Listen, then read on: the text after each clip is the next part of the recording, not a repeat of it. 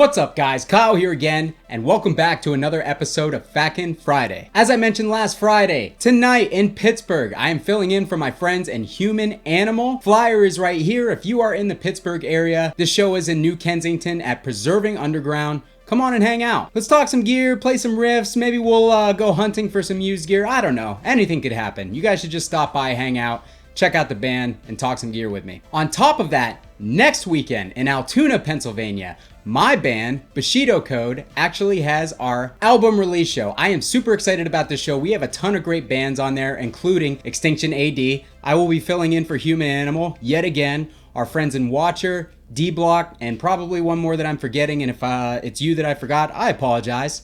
But yeah, this is the CD release show or album release show for our full length, The Ronin, out now on Upstate Records and Blood Blast distribution. Links to the band and the merch are going to be down in the description. So again, hope to see you guys come out for that if you're anywhere near the Altoona area, which most of you probably aren't because nobody's near Altoona. But it's going to be a packed show regardless. Tons of great bands. We're going to have a good time. Hope to see you guys there to celebrate the release of our full-length album. All right, with the shameless self-promotion out of the way, let's get to your guys' questions. Question number 1 comes from PowerMax7600, I think. Question for your next FAQ'N Friday. How do you feel about tube amps through reactive loads and impulse responses? I see a lot of people talk down about it, especially when it comes to demoing amps. But I think the reality is most guys who probably frequent channels such as yours would greatly benefit from this approach since most of them are most likely playing in an at-home environment. Thank you for leaving that question, man. That is actually a good one. So when it comes to cabs versus IRs, I'm always 100% of the time gonna prefer playing through the cab when I have the option. Now, if I wanted to give you guys the most consistent experience possible on my channel, I would pick a single impulse response that I like and use it for every amp demo moving forward. I don't want to do that. Number 1, it's just not fun for me. Number 2, playing through an impulse response is different than playing through a cab in the room. The way that the amp reacts and responds to your playing is going to be completely different. Now, there are multiple reasons for that. Number 1 is the amp reacts to the cab in the way that the room and how the sound is bouncing around and reacting inside the room has a big effect not only on the way that the cab is going to sound, but on the way that the amp is going to sound and the way that the two react to each other. For example, if I'm playing in a big coliseum, the amp is not really going to feed back off of itself because that sound is being dispersed so much that it's not bouncing around anywhere. It's not coming back into the pickups. So you're gonna kind of get just a completely different feel than as if you were playing in a, say, small, even somewhat of a sound treated room where the sound is kind of going to bounce off the walls, come back at you. It's going to hit the guitar. It's going to cause the guitar to feedback and react in different ways, which is going to cause the amp to react in different ways. And to me, the impulse responses just cannot replicate that because you're playing silently, and even if you're coming out of a monitor, your monitor is not going to react, and it's not going to put out near the volume or near the sound pressure level that a 4x12 cabinet will. So for recording, I think cab impulse responses make all the sense in the world. It takes all the guesswork out of miking a cabinet. You don't have to worry about the super intense and detailed labor of proper mic placement when it comes to recording an album or an EP or something like that, because for me personally, I'm going to take the mic placement for recording my band's album a lot more seriously than I am for my YouTube channel. For my YouTube channel, I literally mic the same spot on every cab, the SM57 right on the grill cloth, directly on a V30 where the dust cap meets the cone, and I do it on the opposite side of where the two little glue notches are, just because I think that it sounds more lively when you do it like that. The glue notches tend to be a little bit darker, so that's just my personal preference, and you guys seem to like it too, so I'm gonna stick with that method. I'm going off on a tangent here, but anyways, yeah. IRs are absolutely awesome for recording because you're gonna get a consistent speaker tone every single time. You just match the amp to the proper IR, which is already properly mic'd and engineered, and it's just ready for an amp to go into it and for you to play through it, and you're not really gonna need to do much to it. They're also great for silent playing too, because if you wanna play your tube amp, that's why I bought my Captor. This guy, I bought this specifically so I could still play my tube amps, but play them silently, because for a long time I lived in an apartment.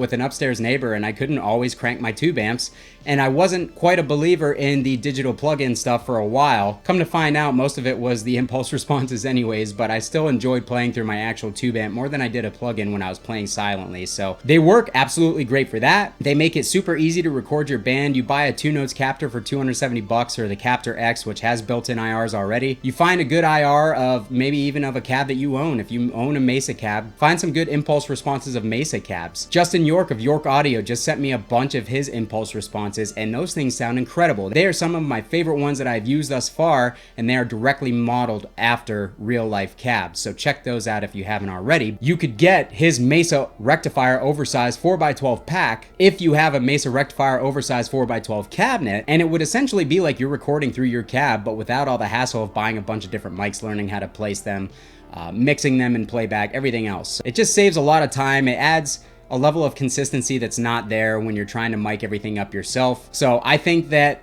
like most things, the digital area and the analog area, they both have their strengths and weaknesses. They both have their places where one makes a lot more sense over the other and vice versa. So these types of questions never have one single answer, in my opinion. So that's my take on it. That was quite a rant. All right, next question comes from Rajai or Rajay. I think I've answered one of your questions before, right, man? How do you think thickness affects a cab's tone? Thanks for your question, man. I'm not Ola. I keep doing that. Okay. Anyways, cab thickness makes a huge effect on a cab's tone.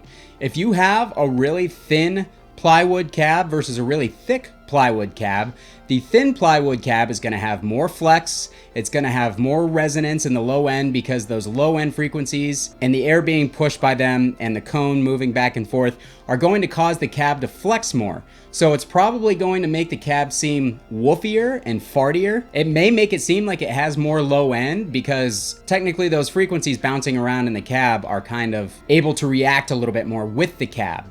Whereas with a thicker cabinet, the wood is more solid, it's gonna be more rigid because it's thicker, and it's less likely to flex with the low end frequencies. I'm not the most scientific guy out there, but that is what I have found in the difference between thinner plywood cabs and thicker plywood cabs. Really, it comes down to that. And then the thicker cab is gonna sound brighter, because again, those frequencies are gonna bounce around. There's gonna be less perceived low end, and that's going to make the mids and highs seem a little bit more accentuated. That is my experience in wood thickness when it relates to guitar cabs. Thank you for your time. Okay, apparently I'm becoming the cab guy on YouTube, because people are constantly asking me questions about cabinets now. So real quick, I'll address this one. Metal Snake asks, question for FAQ Friday. It's FAQ'N Friday, bro, come on. I thought I was super clever when I thought that up. I got a PV Valve King 4x12 for 150 bucks. It's made out of birch. What's the best bang for my buck? Swap out speakers or get a used cab somewhere else? Thanks for your question, man. Even though you got my video series name wrong, I still love you. I'm just being an idiot, by the way. I don't really care. But anyways, yeah, so the PV Valve King cabs, they are made out of birch. You are correct. However, the speakers in them are complete garbage. You know me, guys. I try to be... You gotta go potty?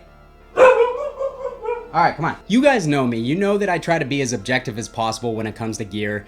Even if something is considered cheap or budget, I can usually get decent tones out of it, and that's something that I typically really enjoy, is taking a cheap piece of gear and making it sound good, at least to my ears. With that being said, the PV Valve King speakers are crap, and by the time you invest in new speakers or even buying good used speakers, you're still gonna be into that cab for more than you're going to want to be when you can buy something like a used Mesa cab on the market for $500 to $600. If you've got 150 bucks in it, right now a used pair of V30s is going for $160 to $200. Even if you get in the middle, 175 bucks, you're talking 350 to stick into this cab. Even though it's birch, it doesn't have the greatest construction ever. It's not bad, but it's not great either. So you're gonna be into a PV Valve King cab for 500 bucks. And even though it has good speakers and it'll probably sound good, you could be into a Mesa cab for 500, maybe 600 bucks, and you will literally have a top of the line piece of equipment that you can easily get your money back out of. Whereas the Valve King cab, the only way you're gonna get your money back out of that is by keeping the stock speakers, putting them back in the cab if you ever want to sell it, and then selling the V30 separately and hoping that the prices hold up, because everything right now is priced pretty high. So that's my take on that. You guys know I love cheap gear. I even like trying kind of obscure cabs and stuff like that in order to see if I can get good tones out of them. That's my advice. Unless you have extra speakers laying around that you just need to throw in a cab, I would say sell it. You could probably get 200 out of it, make a quick 50 bucks, resell it, and then put that money towards something better. All right, last question of the day comes from Jacob, and Jacob asks, hey Kyle, I know you're a fan of using boost pedals in front of amps. Are there any amps you prefer without a boost? Thank you for your question, Jacob. And yes, as a matter of fact, there are a couple amps that I like better without boosts. The first one that comes to mind is the Seriatone Chupacabra that I demoed on my channel very early in the channel. That amp actually does not react very well at all to having boosts in front, and I can get it tight enough to where I like it without a boost, and I don't feel like I'm missing anything by not having a boost in front of it to kind of flavor things like I normally do. That amp can be very tight, especially the Yeti. The Yeti's even tighter. And it has the right mid frequencies, it has the right amount of saturation and the feel to it that I don't really feel like I need to add a boost to that amp to get, and actually adding one in front kind of takes it down a notch in my opinion, makes it not as enjoyable to play because you get a lot of feedback and you get a lot of higher frequencies that are unpleasant. So that's number one. Number two would be a PV Ultra 60 or 120. Again, that one has a switch on the front where when you engage that switch, it's basically like engaging a TS9. So you can get really great tones by plugging straight into that amp without a boost, because engaging the Ultra switch on the Ultra channel is just an extremely tight, saturated, fluid feeling channel, and I really don't feel that a boost is necessary. And in fact, I feel anytime I've stuck a boost in front of that amp, I felt like it's actually kind of taken away from it a little bit. So that is another one that comes to mind. Some other amps that I think of when I think of not boosting are Engels, and Engels are already so compressed and so saturated. I know in recent years they've kind of re-released a lot of their amp models as Mark IIs that kind of have reduced some of the compression and opened the amps up a little bit because the earlier ones were so ridiculously compressed. The Powerball is the first one that comes to my mind. When I stick a boost in front of it, it just sounds weird.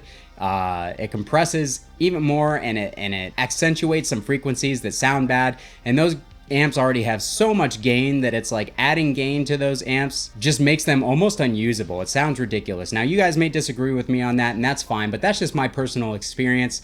That's coming from a guy who loves the boost of front end of everything. That's coming from a guy who loves compressed PVs and a lot of compressed modern high gain amps. But yeah, any Engel that I've owned, except for my Savage 120 that's behind me, just always seems to react in a weird way to boost that I find not very pleasant, so I prefer to use them without them. And yeah, that's pretty much it. Everything else I like to stick a boost in front of because I've always viewed boosts as ways to kind of color your flavor, shape your tone more to your liking. People make that stupid argument that, oh, if you stick a $200 pedal in front of a $2,000 amp, you're doing it wrong.